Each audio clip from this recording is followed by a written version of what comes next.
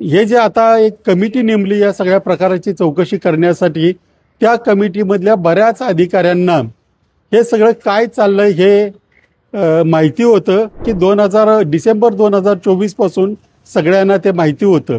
असं असतानाही त्या लोकांचं त्या समितीमध्ये असणं म्हणजे ती चौकशी व्यवस्थित होईल याची खात्री अजिबात नाही. पॉवर ऑफ अटर्नी जोडल्यात, त्या सुद्धा काही पॉवर ऑफ अटर्नी ह्या नोटराईज आहेत, जे अजिबात चालत नाही. पुण्यातील मुंढवा येथील सर्वे नंबर 88चा घोटाळा अधिकाधिक गंभीर होत चाललेला आहे. मी आज मुख्यमंत्र्यांना पत्र लिहिलेलं आहे की या संदर्भामध्ये सखोल चौकशी करावी. एक पत्र समोर येतं आहे, हे शासनाचा GRI 2021चा, त्याच्यामध्ये असं स्पष्ट म्हटलंय की जर या कनिष्ठ पतनाच्या जमिनी हस्तांतरित करायच्या असतील तर शासनाची त्याला पूर्वमंजुरी पाहिजे, एकतर विशेष त्या सर्वे नंबरसाठी किंवा एक सर्वसाधारण. आणि हा जो नजराणा किंवा जी काही रक्कम भरायची आहे ती शासनाने निर्धारित केलं पाहिजे. हा शासन आदेश आहे 7 ऑक्टोबर 2021चा. असं असतानाही शीतल तेजवानी हिने 30/12/2024 रोजी एक कलेक्टरला पत्र दिलं आणि 11,000 रुपये भरले. खरं तर असं ज्या वेळेला नजराणा किंवा कुठली रक्कम भरली जाते तेव्हा ती रक्कम कशासाठी भरली जाते, त्याला काही शासनाची मान्यता आहे का, या सगळ्या गोष्टींचा विचार करावा लागतो. असं असतानाही अशी कोणतीही शहानिशा न करता शीतल तेजवानीने ते पैसे भरले आणि अधिकाऱ्यांनी ते भरून घेतले. याच्यातला आणखी एक मुद्दा असा आहे, हे जे आता एक कमिटी नेमली या सगळ्या प्रकाराची चौकशी करण्यासाठी, त्या कमिटीमधल्या बऱ्याच अधिकाऱ्यांना हे सगळं काय चाललंय हे माहिती होतं, तरी ते आता असा कांगावा करतात की आम्हाला काही माहिती नव्हतं आणि त्या समितीमध्ये त्यांची नियुक्ती झालेली आहे. एकतर या पत्रावरूनच दिसतंय की डिसेंबर 2024 पासून सगळे माहिती होतं. असं असतानाही त्या लोकांचं त्या समितीमध्ये असणं म्हणजे ती चौकशी व्यवस्थित होईल याची खात्री अजिबात नाही आहे.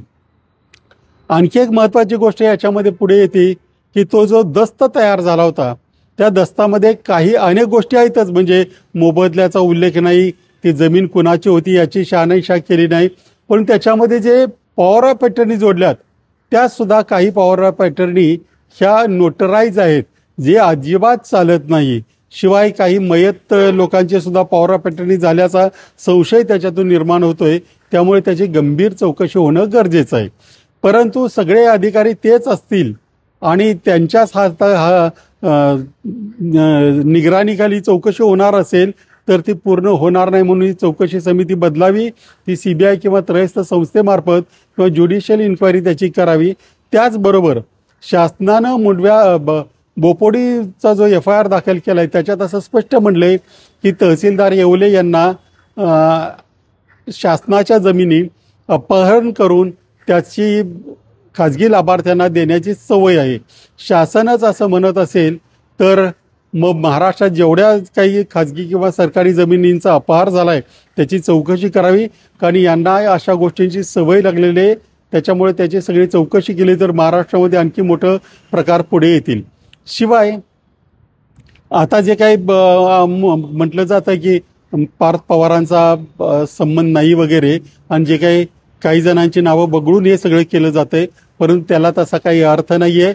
कंपनी ॲक्टनुसार जे कंपनीचे लोक आहेत ते सगळे अशा व्यवहारांना जबाबदार असतात, कंपनीमार्फत केलेल्या व्यवहारांना जबाबदार असतात. शिवाय पार्थ पवार यांनी स्वतःच पॉवर ऑफ अटर्नी दिग्विजय पाटलाला दिलेली आहे आणि त्याचप्रमाणे IT पार्कच्या जी सवलत मिळावी यासाठी जो काही रिझोल्युशन पास झाला आहे, ठराव पास झाला आहे कंपनीचा, त्याच्यावरही पार्थ पवार यांची सही आहे. त्याच्यामुळे त्यांना जबाबदारी झटकता येणार नाही.